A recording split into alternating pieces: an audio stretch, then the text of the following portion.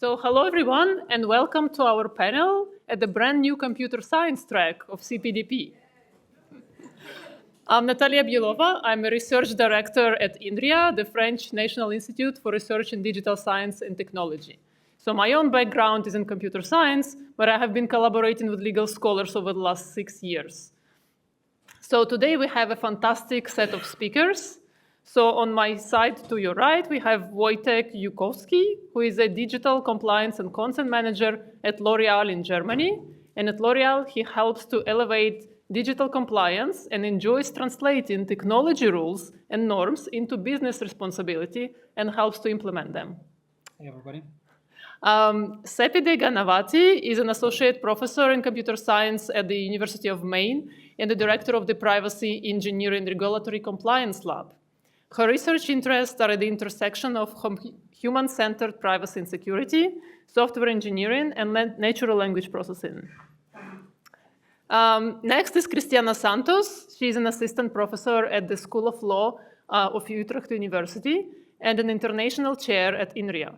She's a legal scholar who has been collaborating with computer scientists also over the last 6 years in the field of compliance of tracking with EU laws and regulation of dark patterns.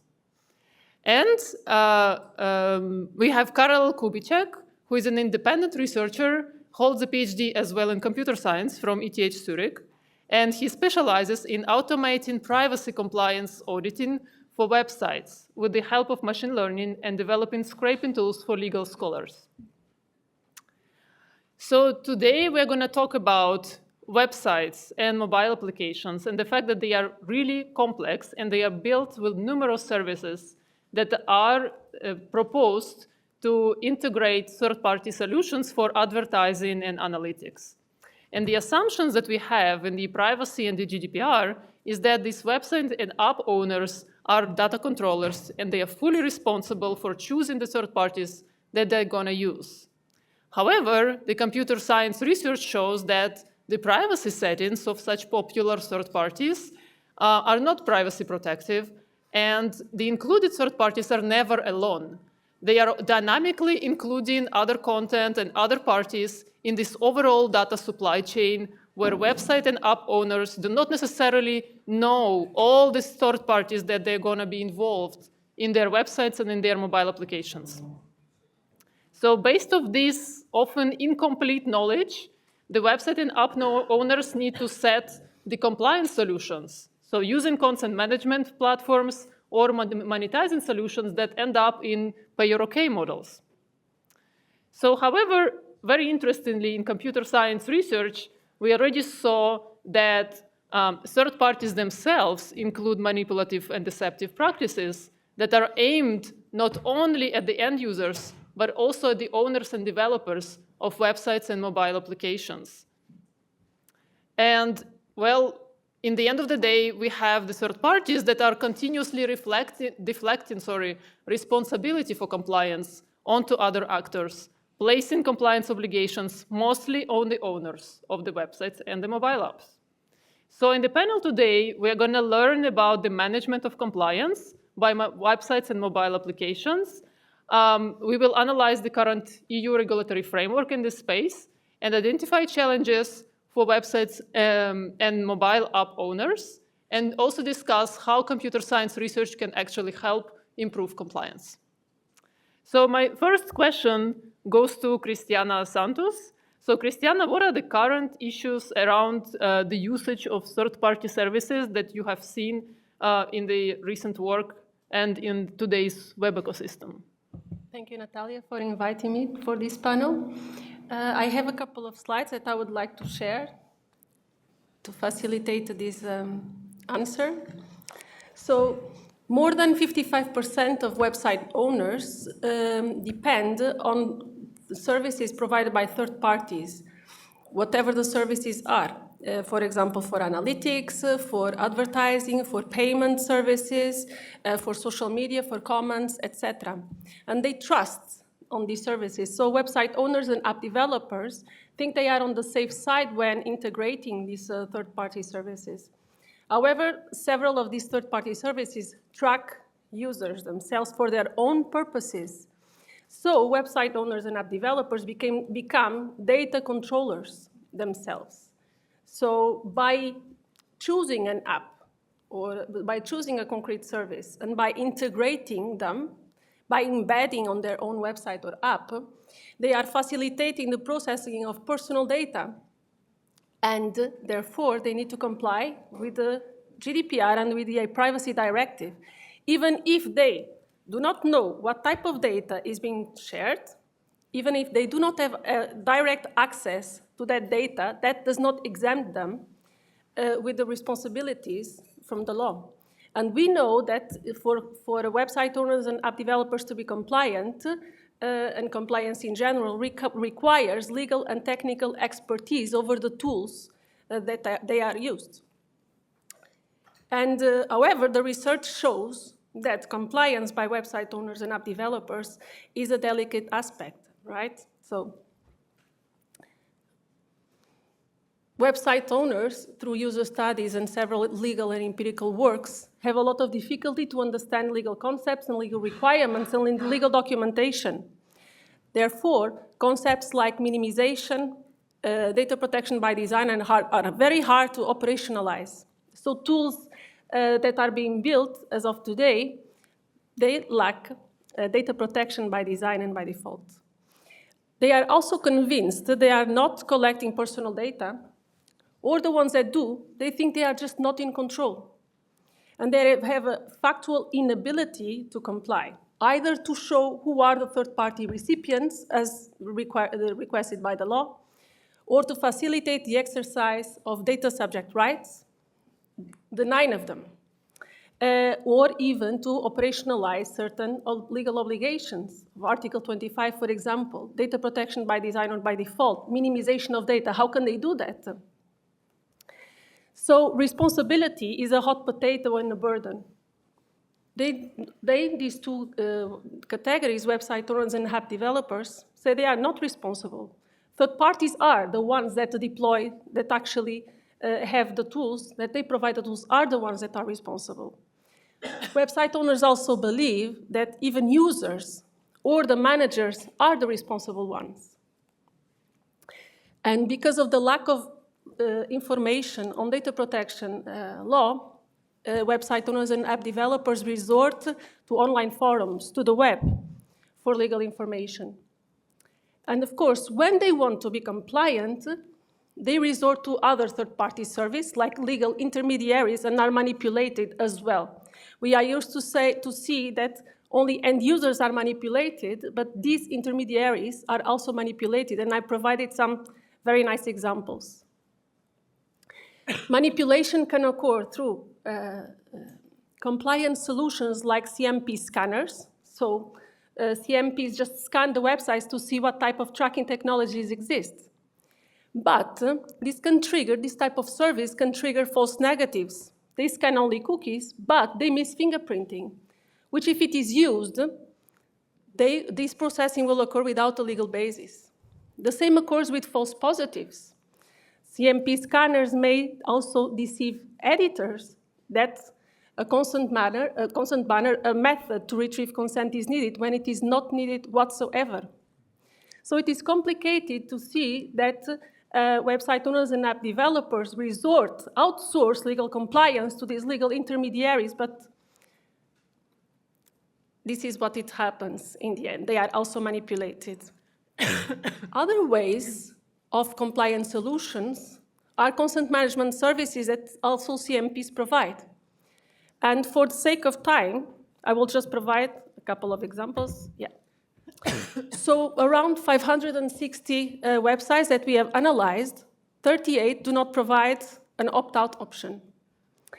Out of 588 websites that we have analyzed, more or less half of them include pre-selected choices. And these are the ones that actually open the door for massive data collection on a daily basis. And this is also a way to feed what we know as real-time bidding that happens every day.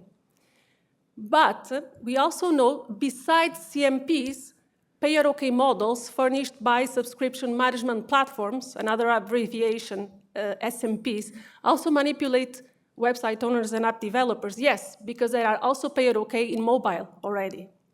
So for example, and if you see here, there are in the pay option, even if without you even paying, there are over 2,500 active users every day. If you open this website, Computerbase Pro, you will see this sort of interesting social engineering proofs or most popular options, regardless of the day or of the time that you consult. So they are false. It's a pure deception. But they are very effective. So this is what I wanted to share with you. Thanks a lot. Thank you. So, Karel, you are also working on auditing for compliance, and you have observed multiple intermediary services and third parties in your research as well. So, can you share with us your insights? So I would start. I would start a bit with explaining why in the modern web we are actually seeing so many of these third-party services, and that is because web is meant to be distributed in a way that we are embedding services in our web. This can be something like calendar, but it's also the programmatic parts of the web that are being embedded. So you are embedding fonts or the scripts that are processing the data. And all of this is combined inside of your browser. So our browser is seeing all of these third-party services, and that's actually quite useful for us as researchers because it provides some transparency that maybe the web developers were not meaning to really release to us, but it also opens really the privacy issues with the data collection because every of these embedded resources can track you. And it is very simple to actually embed these third-party services. So you don't even have to be a web developer to create a website. You can use content management systems like WordPress. And there it's about just clicking some plugins that you can enable the activity. Also, if you are a developer, we are still making it easier to ourselves by services like Google Tag Manager. That is a script that you have to embed. So this is already a third-party script. But this script is enabling a whole chain of further scripts because this allows you as well click and enable things on your websites by doing so. You can have supply chains of length up to 8, what some research found. And this whole click and enable something is making it so much simpler that we are kind of disconnecting the developers from seeing what they are actually doing with the private data. They are not realizing all of these the issues that Cristiana was talking about when she mentioned whether these third parties are in processors, controllers, because they are not maybe realizing all of this. This was also shown in Natalia's research, where she studied how these third parties are documenting their behavior, and the finding was typically that their behaviors, tracking, and other data collection that is not being disclosed or not being properly communicated, or it's wrongly being set up. So I mentioned Google Tag Manager. Google and the big tech is really a big part of what we are seeing in the web. Namely, the Google Tag Manager is actually embedded in more than 50% of top 1 million websites. DoubleClick, which is the advertising company of Google, is being embedded in more than 60% of websites, and Google Analytics in 70% of top 1 million websites, so a really large number of websites. And computer science is very good in measuring these things, like the prevalence of these issues. Or we are also very good in finding new tricks how tracking can happen. But I kind of like being interdisciplinary because that opens new avenues. And as privacy regulations were introduced, suddenly all of these computer scientists that were finding privacy issues, we suddenly were able to collaborate with lawyers and say these are concrete violations of GDPR or e-privacy directive. So for instance, I worked on measuring the legal base for data collection, and namely how really the websites are complying with the consent requirements. And I found that 3/4 of websites are tracking you already before you provide consent in the cookie notice. And if you reject your consent, then still 2/3 of websites are going to set some cookies that are for tracking. Also, the consent management platforms, so these third parties that are meant to be the legal intermediary and be responsible for basically gatekeeping this tracking, they are also having a lot of issues with them, which is something that I found in collaboration with lawyers and economists. So we looked at what happens with websites when you implement this consent management platform. So when you choose this consent management platform, we expected that privacy should improve, but what we found is only the superficial properties like presence of reject all button in the first layer of the cookie notice improved. But what we also found is that amount of tracking actually slightly increased, not statistically significantly, but still we really see that there is some potential to even increase the tracking from installing this. And this is very counterintuitive because as a website operator, you actually go for these services in order to fix your website. You really outsource the compliance for them. We also looked at the market stores, something like that, where you can read like reviews about these services, and most of the web developers, they are happy with these services. They always write positive reviews. They provided me with the compliance. They are not able themselves to judge how the compliance is happening. It's us researchers that are able to judge that. We also found that the aggressive players, so the consent management platforms that are more non-compliant, are actually gaining more market share. So again, this is like insight from the economists that the free market is not going to solve the issue because the incentives in the free market are somewhere else.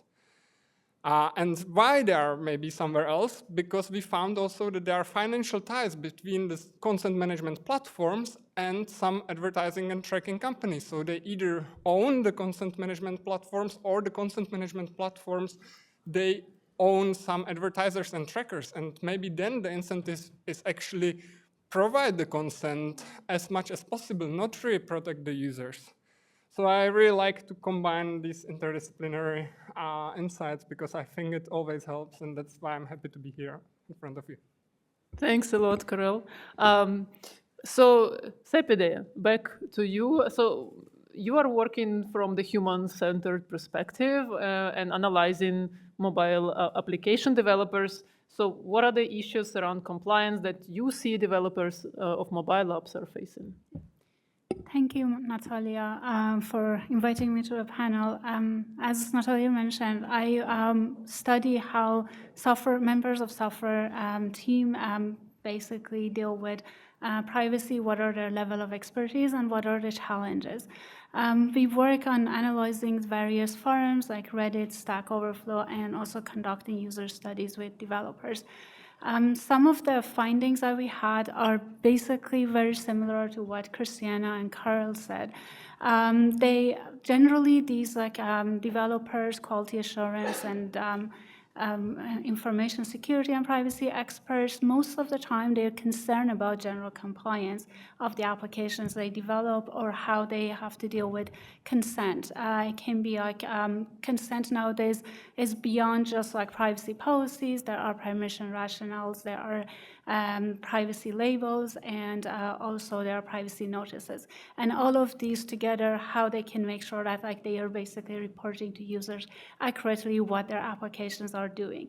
Another problem that they have is that they are relying on third parties and third-party services, for example, in the mobile applications, and they don't know exactly what these third-party applications are basically doing with the data.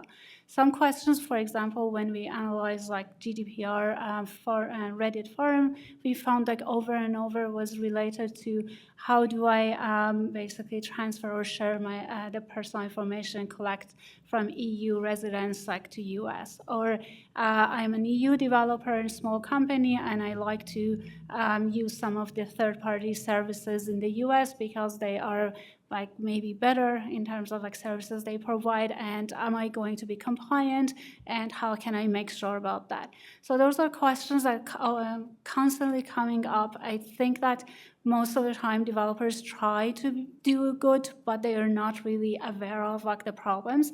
They don't have all the means to be able to also like understand the problems. And sometimes also they don't know that if they are the one that are responsible.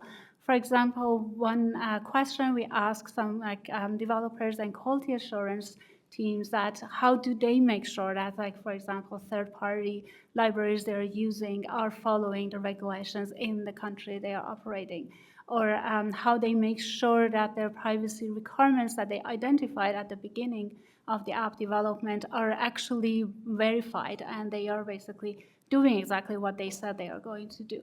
And the responses we got was that, oh, it's not my responsibility. I'm sure that the information security privacy experts or the privacy officers in the company, they are the one that they will take care of it. If there's a problem, they will do the work. They will make sure that the third parties we are using are correct.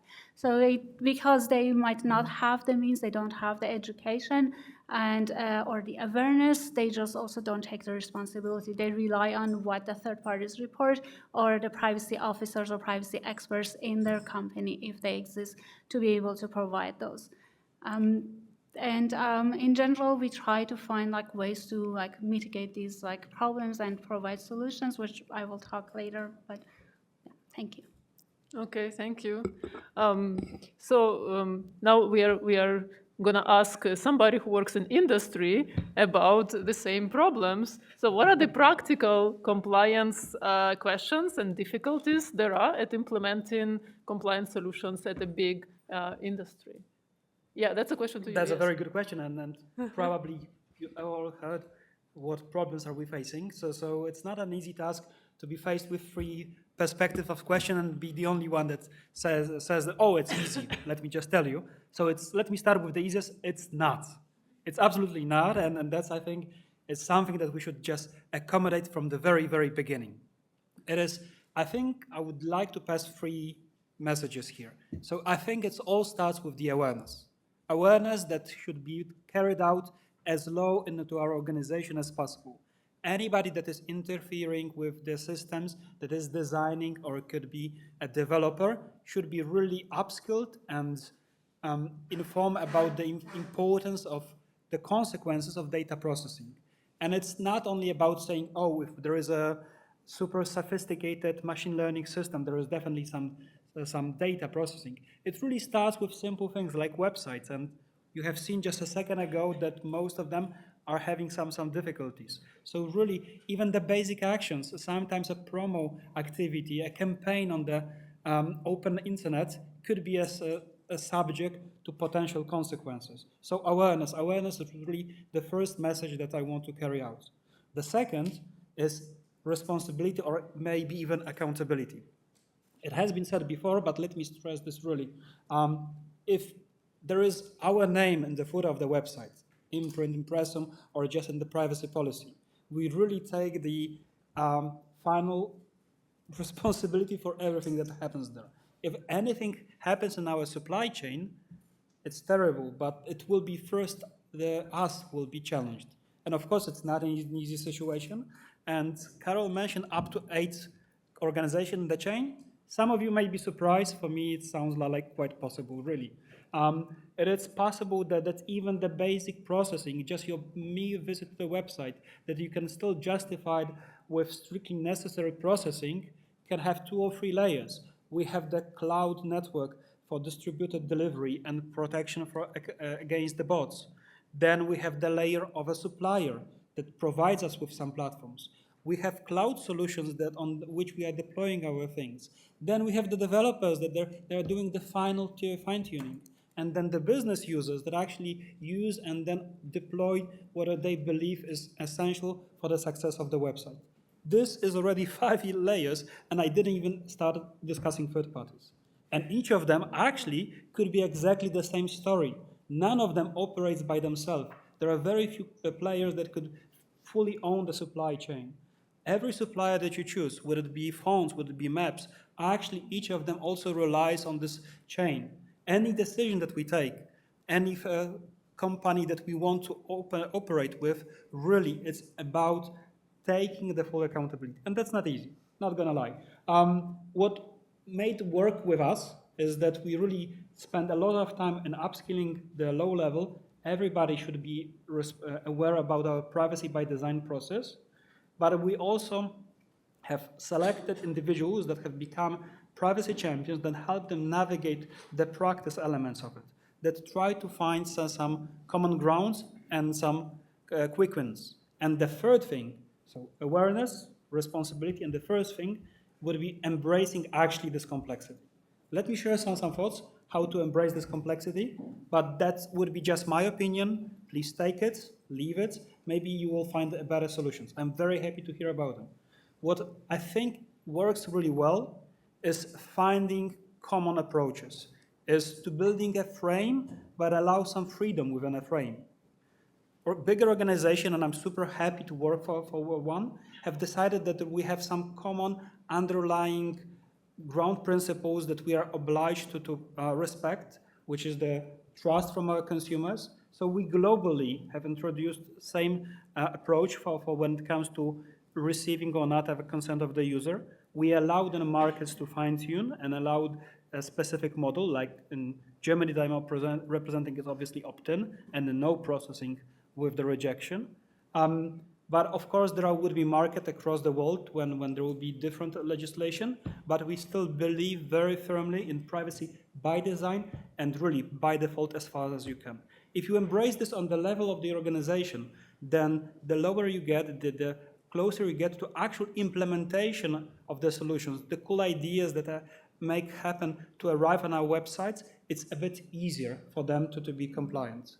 So, summing up, awareness, please absolutely remember about it, responsibility or even accountability, and embracing complexity with a frame and a freedom with this frame. Does anyone have any reflection, any thought to share as we finish the first round of questions? I would like to comment on one thing. I think Christina already mentioned it, and it's also resided with Karel. It should be obvious, but maybe we should just say it at least once. DPOs could never be responsible for the compliance. I hope it should be obvious to everybody, but like I've seen that happening, and there are some teams, some organizations that we are approaching as our potential third party, and then when we are challenging them, we are asking them for some opinions, suddenly they are saying, oh, our DPO fixed that. It was like, no, the role of DPO in the GDPR is quite clear. Then the second, I think I wanted to comment on the CMPs. CMPs are a fabulous tool. I'm actually supporting the ideas of having industry standard CMPs, but a great responsibility is, but great power comes with a great responsibility. So it is also important about the limitations of CMPs. CMPs are only allowing for a solution to capture a consent, but eventually it has to be really well implemented. And it's common misconception that CMPs can implement the consent up to the supply chain. So you are actually delegating the responsibility of a well integration and configuration to the website owners themselves, not to the CMPs that sell the services. I absolutely understand and follow your argument that CMPs are a key player to this. Yeah, to they this are game. a key legal intermediary player, They are within a conflict of interest of consent optimization and providing a legal compliance service, right? They are. However, I will still challenge that in a saying that I found ourselves or the owners of the websites ultimately accountable for the correct implementation. So we agree that in a formal research, I really need to have this trait, that CMPs for certain practices are data controllers. You found those cases. Yes. I absolutely want to salute to this finding. This is a very important one. But from the practice perspective, I think this should be mitigated. This should be mitigated by the owners that should be not maybe challenging the CMPs, but really taking an extra action in correctly implementing them. It's very easy to wrongly implement CMPs.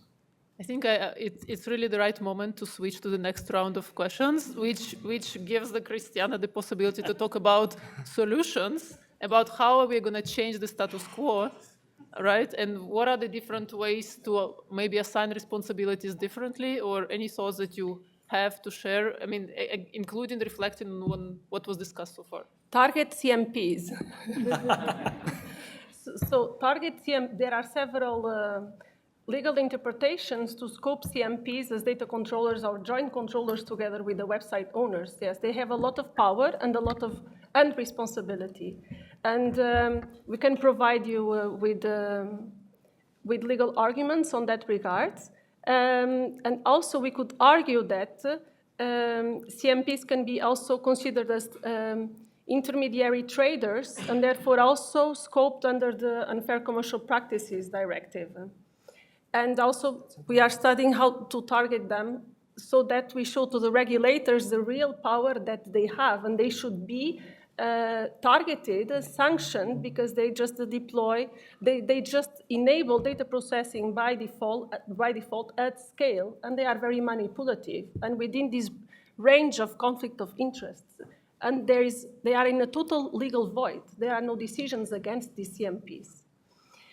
Second, I believe that data protection relies on classifying all data controllers equally, regardless of the level of power that they hold, regardless of the level of influence over other actors that they hold.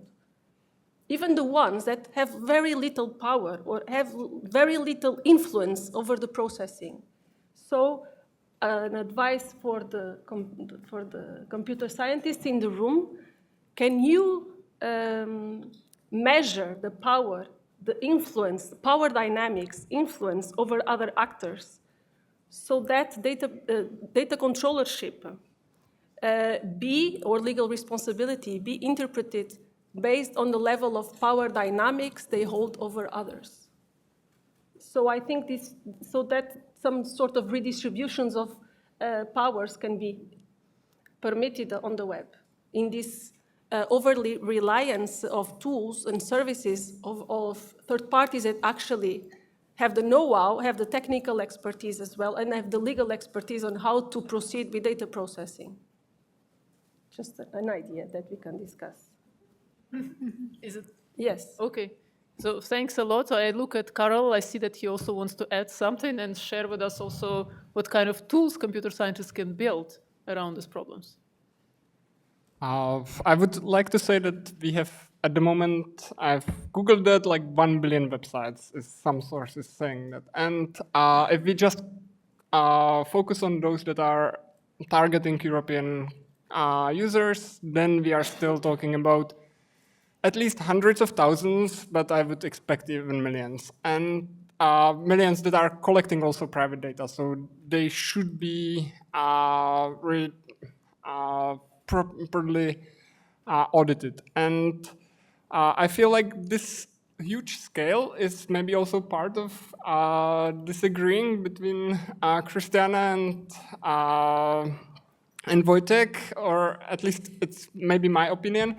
I would claim that the long tail of small websites, websites where maybe like it's company of one man or a company of 5 people, these are really going for CMPs as a legal compliance solution. They really think that they outsource the situation, while big company like L'Oreal will have proper experts that can deal with it, and then they feel responsible themselves.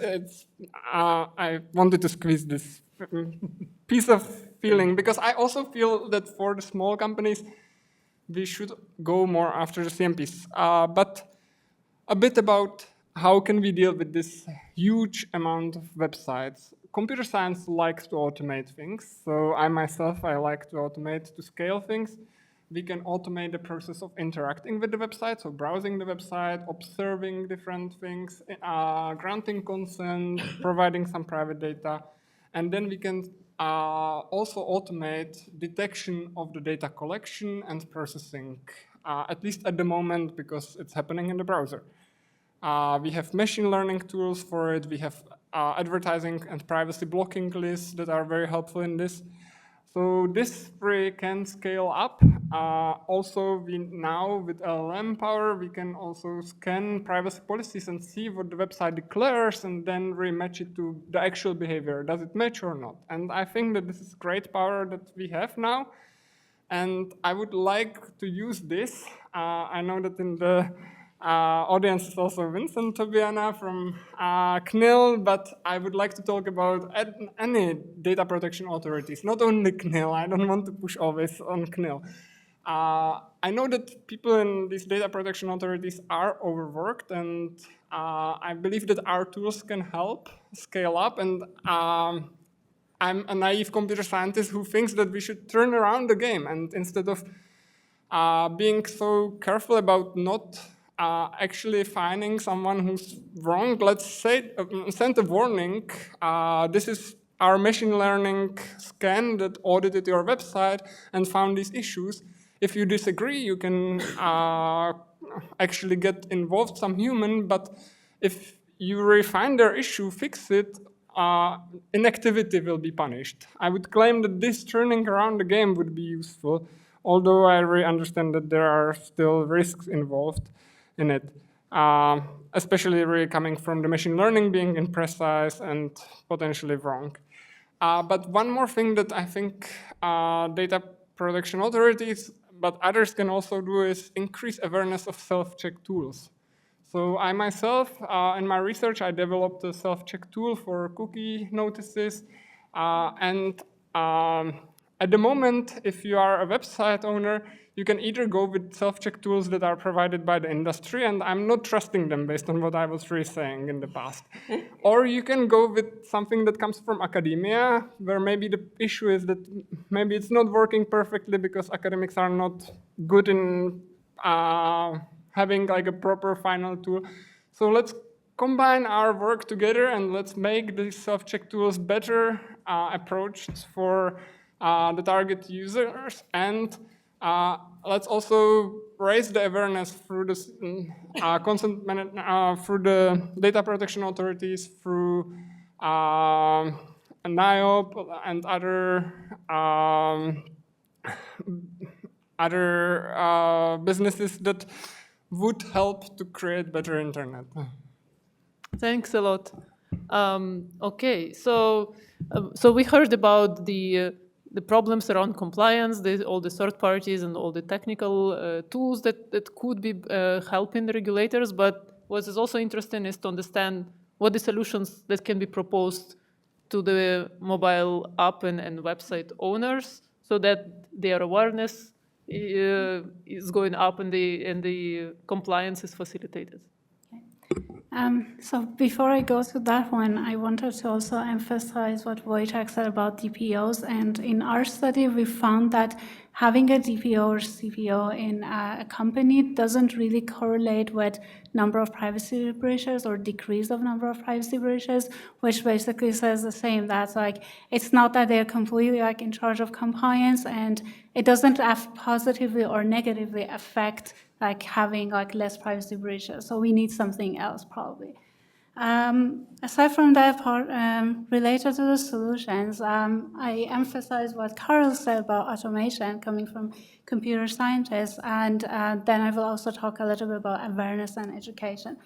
First, like Karel mentioned, detection of violation, and I think that is very good. There are lots of like research in mobile applications that they found out that there are violations between applications behavior, and it used to be just privacy policies. Then we had privacy labels, and this type of like violation became like even more prevalent instead of like being better.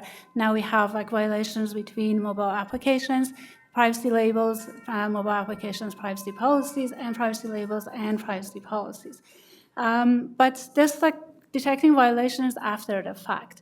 What can we do before the fact? And one of the, especially for applications and mobile applications, one thing we can do is that developing some tools, for example, to understand what are the privacy behaviors of those applications. They are in the source code. Legal experts might not understand them, and making them in a way like translating them, for example, with LLMs or machine learning tools into natural language statements that can be easily used as intermediary, as a point of discussion between legal experts, developers, and other, like for example, DPOs and other stakeholders in the ecosystem of mobile application. When they are in the natural language describing what application is doing, it's much easier for everybody to understand that. And with that, we can also use those descriptions in terms of privacy labels or privacy notices, resolving some of those violations. This is again after the application is developed. We also talk about privacy by design, privacy by default. Research has shown that in our research and also other research, developers sometimes think of privacy as an afterthought, or they think of privacy as security. How can we help them to basically think about privacy even before jumping into development? In software development, we have to identify requirements. Using maybe LLMs or other machine learning tools to detect those privacy behaviors in the artifacts that developers create or produce before going to development. For example, the app descriptions, software requirements that they have, user stories, all of those, and identify the privacy-related elements in those, generating privacy types of requirements so that they know that, okay, these are the things they have to also follow. We can also look at regulations and identify some of the nudging tools for that. At the same time, we know that developers use forums, or nowadays probably they also go to ChatGPT or any other kind of LLM to ask their questions about how can I, for example, transfer data to US.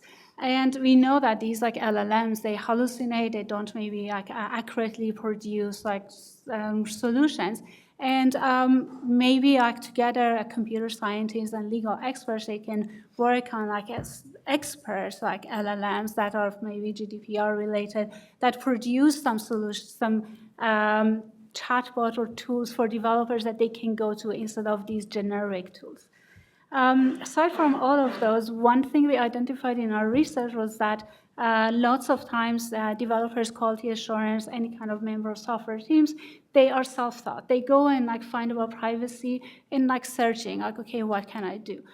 There's no education for them that they can learn about those things. Some of the things that we can do, the privacy authorities they can do, is to have some centralized maybe educational material that the developers can go and check and identify some of the solutions, or also having some kind of courses in the educational system. In the US, for example, we have every computer scientist is now mandatory to take a security course. They learn maybe one session of privacy, but not enough. If we can have such courses in terms of privacy, and maybe bringing up both law professors and computer scientists to create these courses that tailor to both groups, we can bridge some of the knowledge gap, but also we can teach the developers and legal experts about the challenges of privacy and compliance at the university level, so that we have more awareness, as also Wojciech talked about. Good ideas. Right. Can I comment on one thing? Yeah. In a recent work, we were investigating the questions that several people would pose in online forums like Reddit, Stack Overflow, GDPR based or not, and the answers are terrible and incomplete. Mm-hmm. So I wonder if there should be some sort of regulatory lenses over these methods that are used widely for GDPR compliance and for building tools, not only to check if the answers are correct for their concrete tool that they are building, but to circumvent the law as well. So I have a little bit of doubt about the utility without having the utility of these resources, without having some extra legal supervision by regulators. And another thing, not only software engineers, website owners, app developers are using these online sources.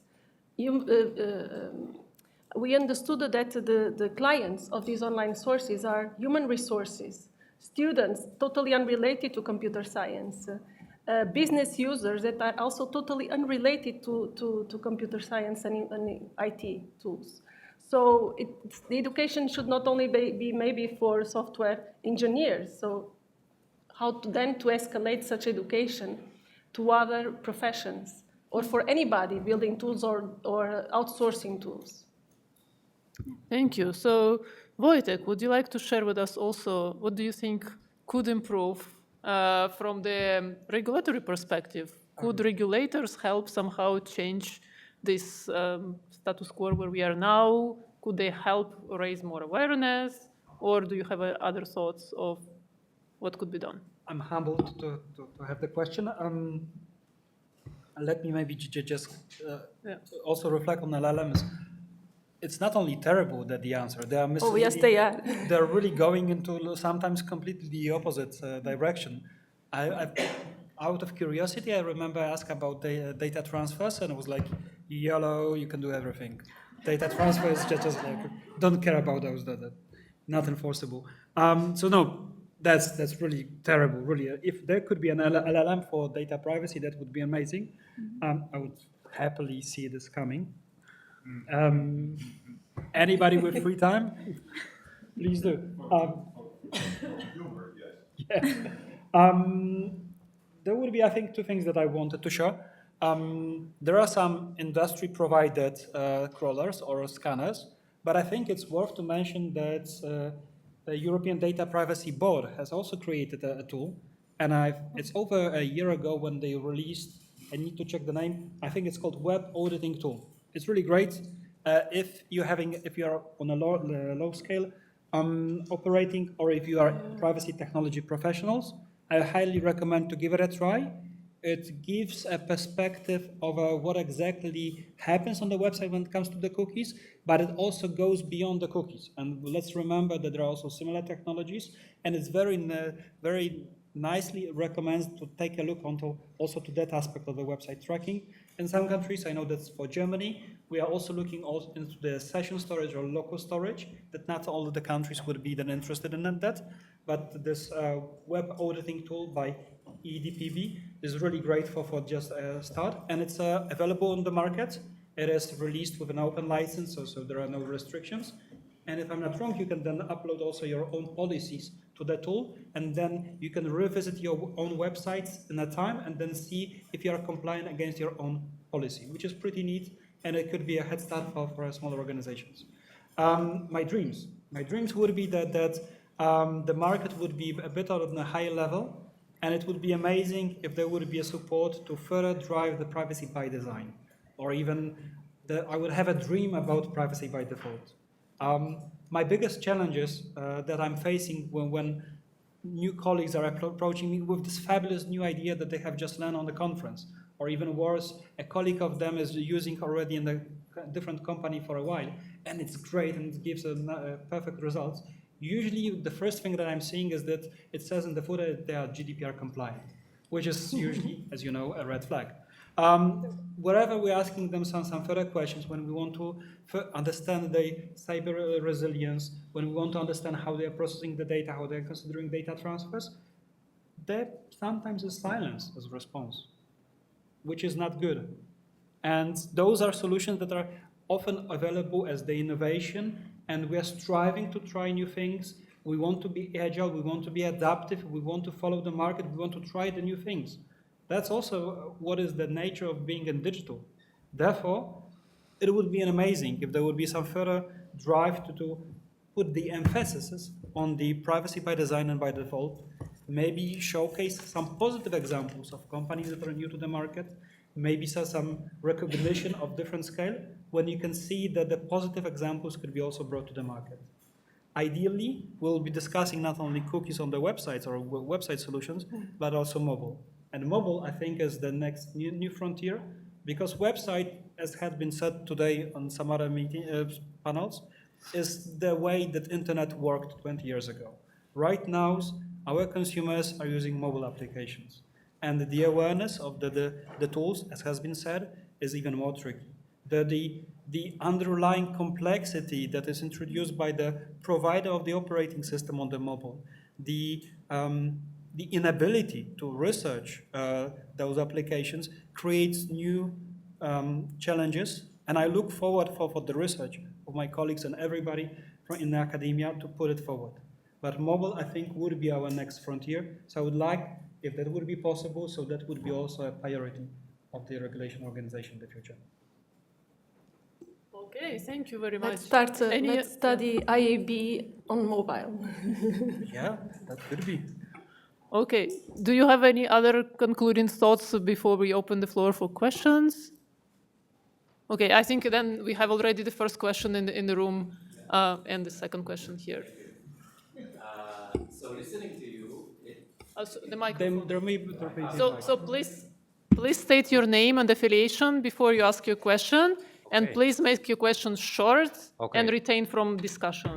And sounds rather make good. it Okay, I'll do my best. So I'm Idos Ivan Sevilla from the University of Maryland. So it sounds like two separate issues are in play here, right? One is how can CS help detect and monitor regulation and regulatory compliance, and then how we can make compliance more easy but still meaningful at the company level. So the first question, how can we create solid, stable path for CS to actually influence regulatory outcomes, right? And maybe the answer is at the regulation level. And secondly, how can CS improve compliance, right? If you hire a CS tomorrow morning, a computer science researcher, how can it actually improve compliance at the company level? I'm not sure. We mentioned LLM, privacy by design. Does CS has something to say on this? Who want to start? I think you're the best one. Yeah, I was just thinking about it. So I would say that like depends on the CS, like on what the education they have. Like if you have like computer science researchers, my interaction with like some of the computer science researchers that they don't know about privacy is that they might not even aware of like, okay, how to do compliance, at least in the US. I have like interacted with ML researchers, machine learning researchers, and their idea is that why do we need to have these types of privacy? Why can't we collect everything and then like we will see what will be the like later use cases of those data that we collected. And so I think that to have like CS influence compliance, again, I go back to what I said before, education. So we need to first educate like computer scientists about privacy challenges, like what is compliance, why we need like privacy for users, why is it important, and also what it like benefits, what benefits brings them besides just having fun. And then we can like ask them to influence compliance. I don't think that without the education we will be able to ever be successful. Mm-hmm. At least not in the US. Like maybe Europe with GDPR, they're more aware, but in the US with not having comprehensive privacy laws, I don't think so. Mm-hmm. Okay. Anybody else? Well, I would have just a follow-up question, maybe even to you. No, we do still have questions from the audience, so Okay, we take those first. Okay. I feel maybe like privacy engineering is still not enough widespread. Like there are really few universities that are teaching privacy engineering, and there's also not the mindset in a lot of companies, but I'm not knowing the companies enough.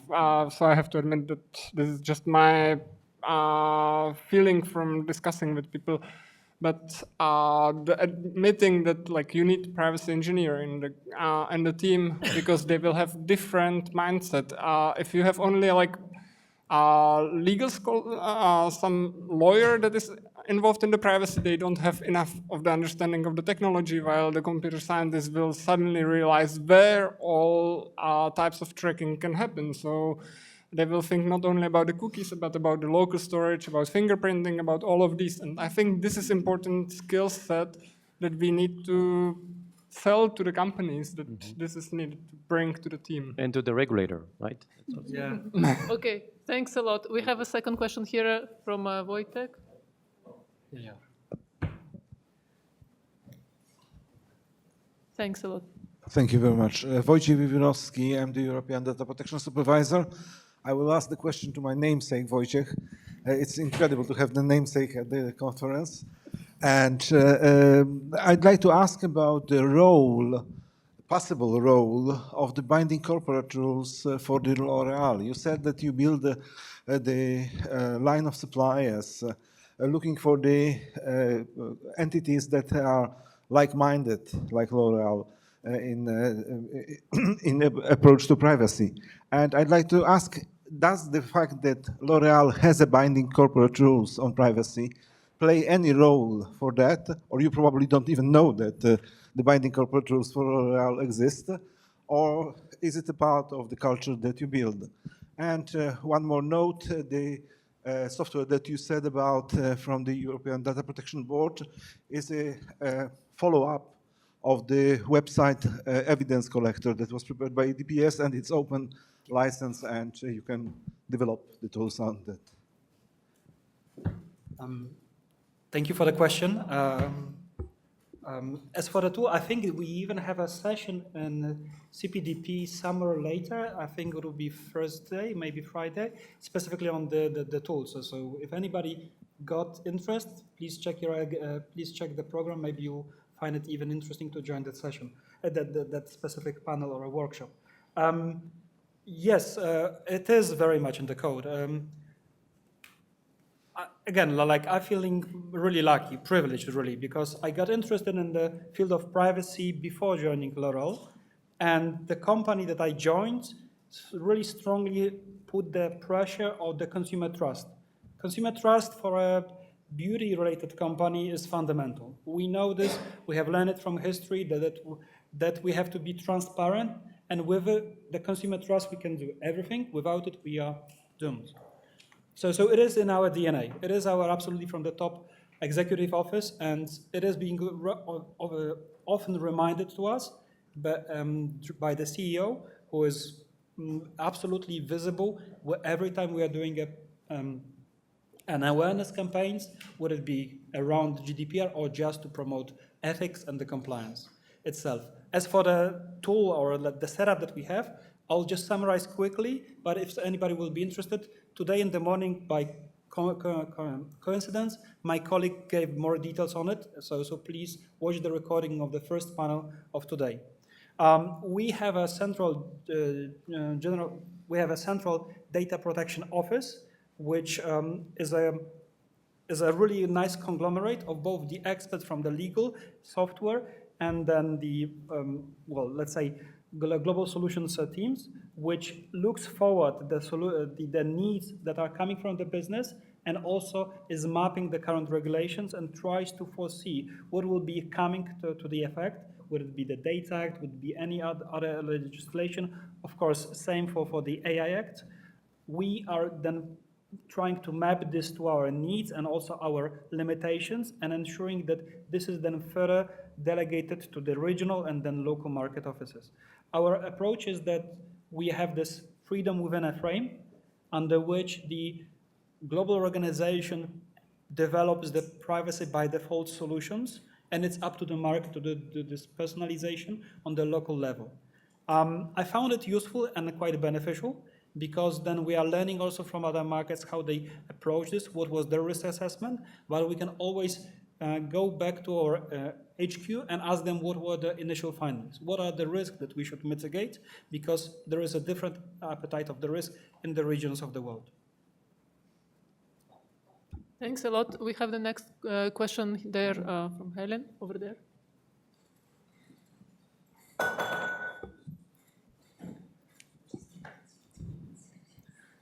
And fun fact, if I may, Wojciech is a patron of Poland.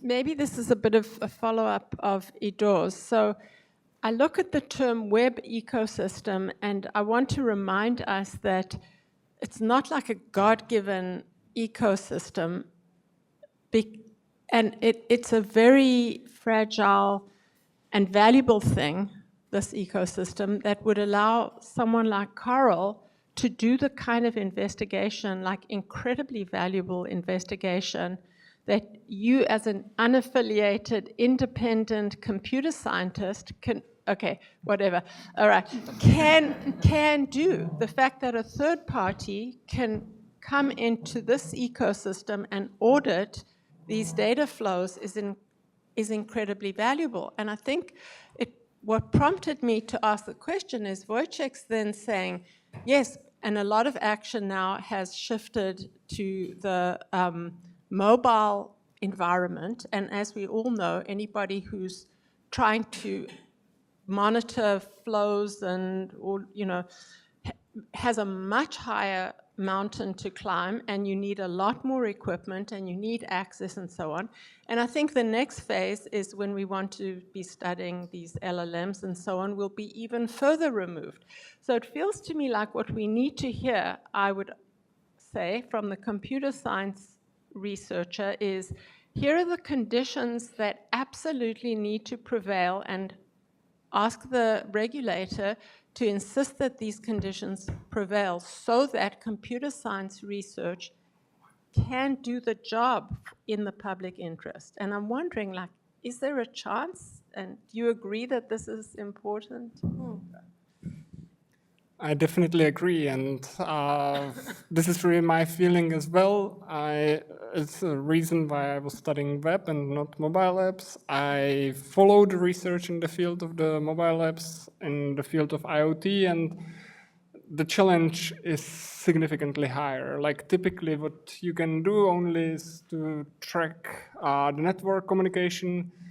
You can see what is being sent, but whenever basically the data is being encrypted or hashed, it's much more challenging to really pinpoint that this is happening because of that app is dependent on X, Y, Z. This is so much easier in the web, and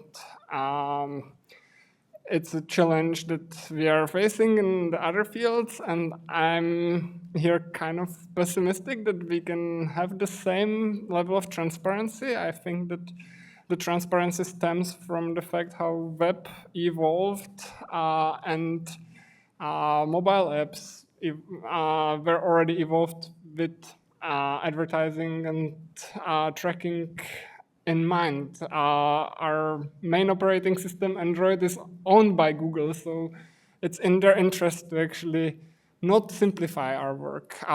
Maybe one thing that can help a bit is looking into open source. So a bit of my research was just like looking at GitHub repositories and trying to understand what is happening there, and that is going a bit also in Sepideh, so collaborating with the developers and trying to understand what they are doing, because then you have more access than if you have only the bytecode of the app, which you can decompile and still not understand anything.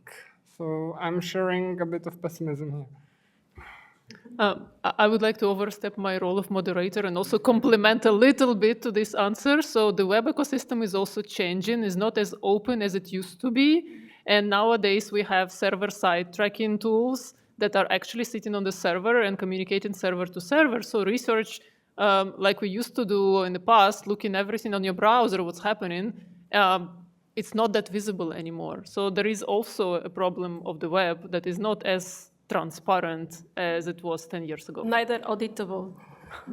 I'm surprised because, come on, nobody else other than computer scientists love challenges. So come on, like, bring something back, like, to the society. Like, yes, it is hard, but come on, like, if it would be easy, you wouldn't be in the field. So. Yes, we have many problems to solve still, yes. We have one more question from here. Thank you. Jaap Hopman, Rabo University Nijmegen. Going back to the topic of the consent management platforms, maybe if I sort of, I'm Dutch, so I'm supposed to be blunt, so let's be Dutch and blunt. Isn't the essentially only good consent management platform one you do not see? And that basically says no to all requests, because which user actually wants to consent to any tracking? There's no reason, incentive for any user to do that, which brings me to the more fundamental observation by looking at the question of can fair power balance be achieved in a web ecosystem with the help of computer science? It sounded a bit to me like bringing a knife to a gunfight. In other words, isn't the real power problem at a different layer? And maybe you can reflect on that.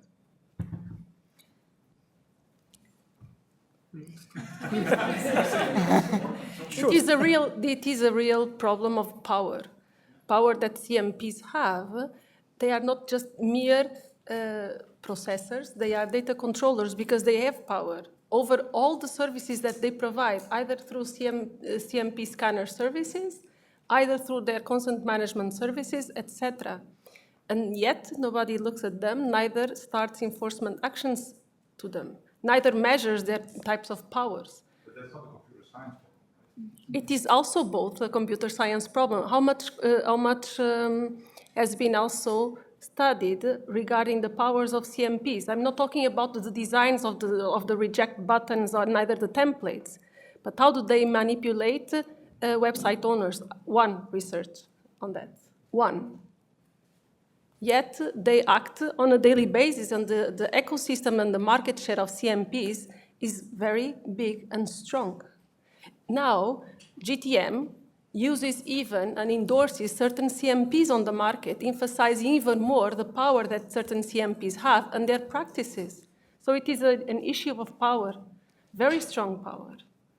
But now even more because CMPs are also being upheld from the DGA perspective, the DGA regulation for data altruism, right? And so we know that the European Commission, I think this year or in the end of last year, issued a report on CMPs to facilitate data altruism. And it's complicated because some CMPs that are actually not benevolent whatsoever, but again, full of conflict of interests in the provisions of consent management systems are mentioned in this report. Yet there is no targeting and no scrutiny over these actors, neither over the power that they have. So if we want a balanced web, maybe we should target them through all the legal ways possible, not only from a GDPR perspective. So this is just 2 cents. Or 5. It would be nice if it would be invisible, I agree, but we've seen like efforts like Do Not Track that really died out, despite that the idea is really nice. And similarly, now global privacy control in the US and the opt-out regime, when we measured that, we also found that like the compliance or the number of tracking cookies that you are seeing, despite that you are sending the signal that you don't want to be tracked or that you don't want your data to be collected and processed, is still much higher than in Europe, where we have the opt-in regime. So would be really nice to get something that works without any friction, but unfortunately I feel like the friction is the best that we got at the moment. Do we have another question? Yes, over here. Hi, everyone. My name is Kai. I'm a privacy engineer from Vinta in Berlin office. I have a question for Voy. Can you remind me how to pronounce your name? Wojciech. Wojciech. All options are possible, absolutely. Okay, thank you. You wouldn't believe what. I would like to ask for tips for negotiating different interests. On my day-to-day work, what I notice is that it essentially comes down to negotiation with people of different interests. My interest is protection of privacy, but say marketing has different interests, advertisement group different interests. It's always negotiation between different teams. It's never like just implement one thing and clean-cut solution. If you have any tips for negotiation with other people of interest, my approach is that, you know, reminding myself that everybody has good intention, we're just aiming for different things. So if you have anything else other than that, I'd really appreciate it. Sure. It's a very good question, but it's a tough one. I'll show my vision, but if there is any other opinion, that actually would be great to hear as well, maybe after the panel. I would always ask my stakeholders to look beyond the current goals of this year or the short-term goals. The environment, the landscape is changing. Of course, there is a business sometimes justification to do something, and naturally we have an objections to process too much of data. There is, of course, the necessity of data minimization. So it is a valid question that should be answered. What should we do in this decision? Should we go for a business opportunity, or should we go and stay maybe with a more conservative approach, but at least reducing the risk? And it's about a question that you should ask: where do you want your organization to be in the long run? Do you want to base your future on some of the data? Then That's an approach. Be transparent about it. Make a claim that you need really this data for some very good justified reasons, and then go for it. But if you cannot find this justification for the long run, then maybe you shouldn't be doing this at all. Thank you so much. Okay, and we have also one more question here. Thank you so much. Just two very quick questions. Claudia, I'm also working requirements engineering, and one thing I heard around the panel was education.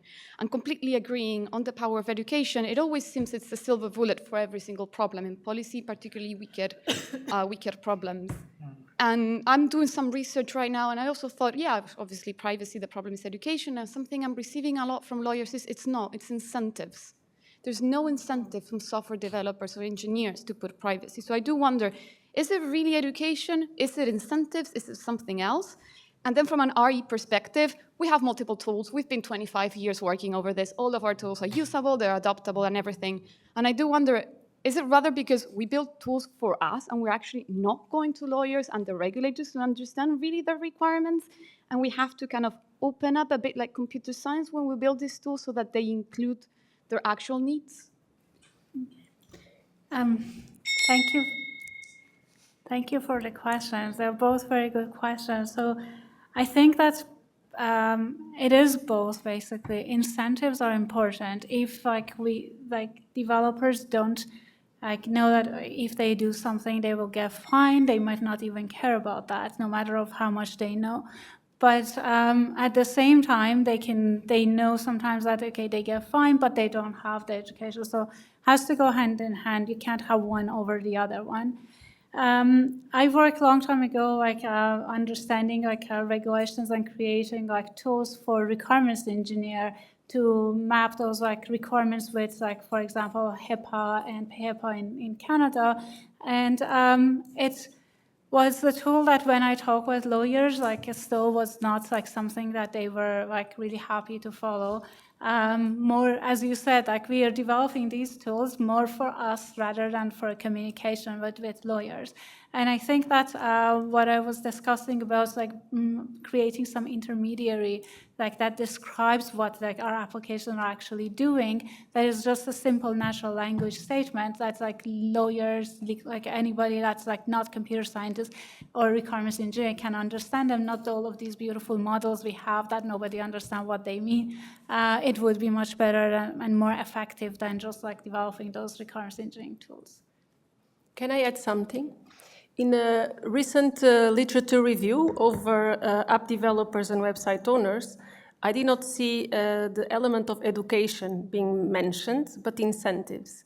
And compliance is mentioned as an aftermath and only with regard to exogenous factors like reputation regarding the clients and other companies, and therefore competition, costs of compliance, costs of reputation, and costs of fines. So it is, I do not believe it is a matter of education, but a matter of the right incentives. I just want to give one example of that. With I teach privacy engineering course, and when we talk, in the US we don't have general data protection regulation, but there is COPPA, Children Online Privacy Act, and with that one, if you're not COPPA compliant, it can add up a lot.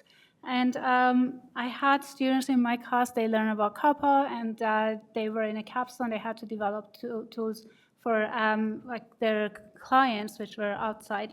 And there were groups that they had to develop applications related to children, and they had no idea that they need to be COPPA compliant. So these students in my class that they were in capstone, they also explained to them that, okay, you can't do this because it's not COPPA compliant.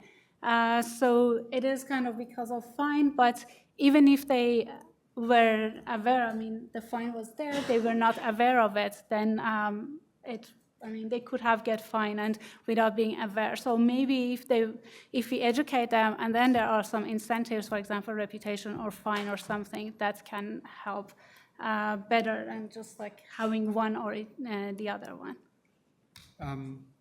I have one instant thought in my mind. My math professor used to teach us one thing, that you better think twice before you start doing, because you will be doing twice before you actually start thinking. And if you're looking for incentives, you don't want to redo the whole thing just because you missed something that was a mandatory necessity to be compliant, and then rework the architecture just because you forgot of some crucial elements. So if you were looking for incentives, the effectiveness comes from really taking the extra measures at the early steps. That would be my thought to share. Okay. So we are going to conclude this panel. So we want to thank CPDP for having our panel and the organizers of computer science track, Japhenk and Marit here. And thank you very much to Wojciech, Sepideh, Cristiana, and Karel. So let's have a round of applause for our speakers.